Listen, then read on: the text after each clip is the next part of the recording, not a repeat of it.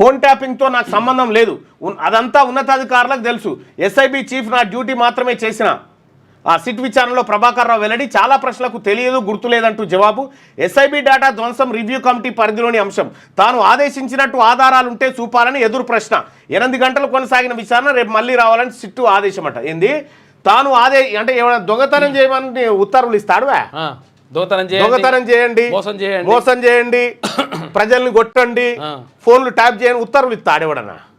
ఉత్తర్వులు ఏది జీవో కాగితం రాసిస్తారు. తాను ఆదేశించినట్టు ఆధారాలు ఉంటే చూపాలని ఎదురు ప్రశ్నట.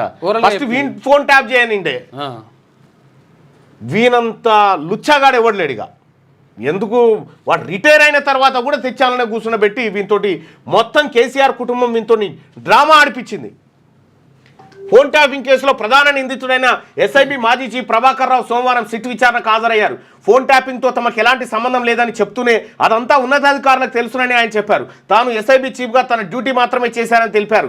ఎస్ఐబి ఆఫీసు హార్డ్ డిస్క్ల ధ్వంసంపై ప్రశ్నించగా అదంతా రివ్యూ కమిటీలో పరిధిలోని అంశమని పేర్కొన్నారు. ఫోన్ ట్యాపింగ్ చేయాలని, హార్డ్ డిస్క్లను ధ్వంసం చేయాలని తాను ఆదేశించినట్టు ఆధారాలుంటే చూపాలని సిట్ అధికారులకు ఎదురు ప్రశ్నించినట్టు తెలిసింది. ప్రభాకర్ రావు వాట్సాప్కు వచ్చిన కొన్ని ఫోన్ నెంబర్లు, అందులోని అంశాలను అధికారులు చూపగా గుర్తులేదు, మర్చిపోయానని సమాధానాలు ఇచ్చినట్టుగా 4 దంతే పండబెట్టి తొక్కి కసర్ శైలి వెనుక గట్టి తొక్కితే ఇవి సిట్టోలకు కాకపోతే మా జనానికి అప్ప ఎప్పుడు మేము చేస్తాం, మేము బాధితులమే కదా వాని బాధితులం.